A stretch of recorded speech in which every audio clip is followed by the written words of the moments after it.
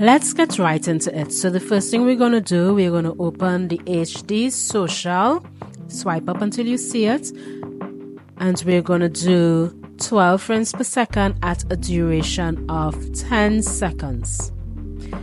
We're starting on an empty canvas.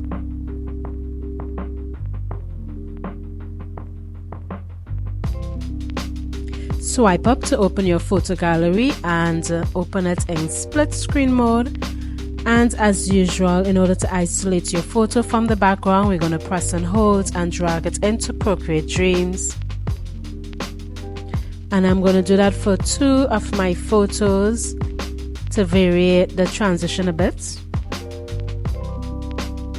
When it's finished importing, close your photo gallery, press and drag to carry to the beginning of the track. Then click the other one below and we're going to add a track above it. Then we're going to move this empty track below and ensure that the playhead is on 0 seconds. Now click on the plus and add your photos.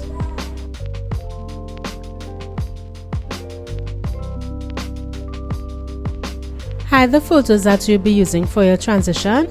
And at this time I will be adjusting the duration of my photos to about 1 second per photo.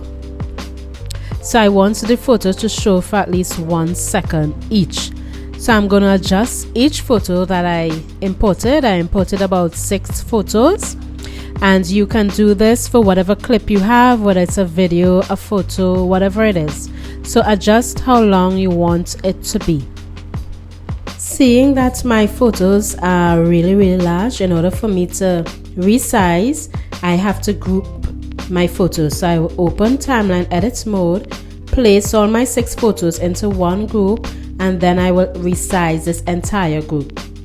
So I will click on the group, click on the picture itself, click on a red dot, and I will resize the entire group to ensure that all the photos are the same size. Now I will open my grouping and I will drag my transition photos into this group. This will enable me to see it a bit clearer so that it will be just above my photos that I will be using for the slideshow, and delete any extra tracks that we don't need after we move them. So now you can see that I have my transition photo right above my slideshow pictures. Now click on your transition photo and you want to enlarge it so that it covers your canvas entirely.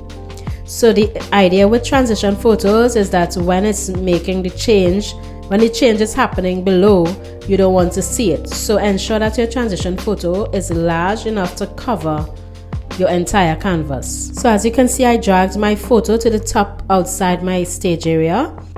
Now I'm going to randomly just end this track.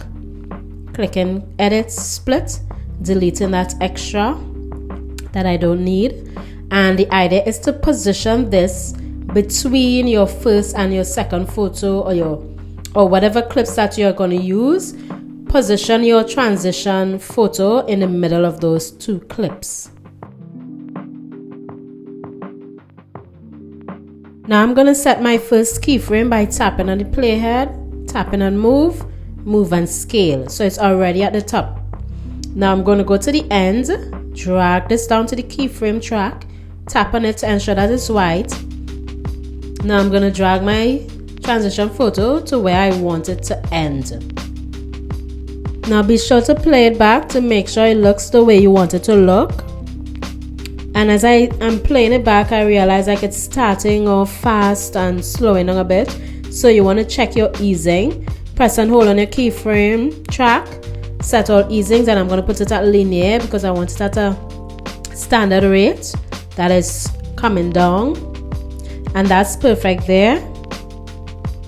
Now I want it to go a little faster, so I'm going to delete this last keyframe, carry this in a bit to shorten the timing, reposition it between the 2 frames, drag back down my playhead to the keyframe track and set my keyframe and reposition my photo.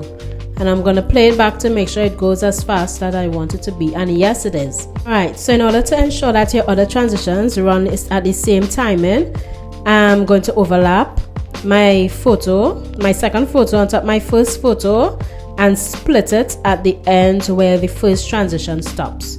So this is how you can make sure that your transitions are happening at the same timing. So yeah, now you can just go ahead and duplicate that same process for all your transition photos, and that's how simple it is to have a custom transition effect between your clips, whether it's a slideshow or whether it's a transition for your videos. Alright, so that's it. That's how quick and easy it is to add a personal touch to your posts, your videos, your slideshows, whatever you want to do this effect for. So thank you so much for watching. If you've learned anything, be sure to click like, and if you want to learn more, ensure to subscribe. So thank you so much, and see you in the next video.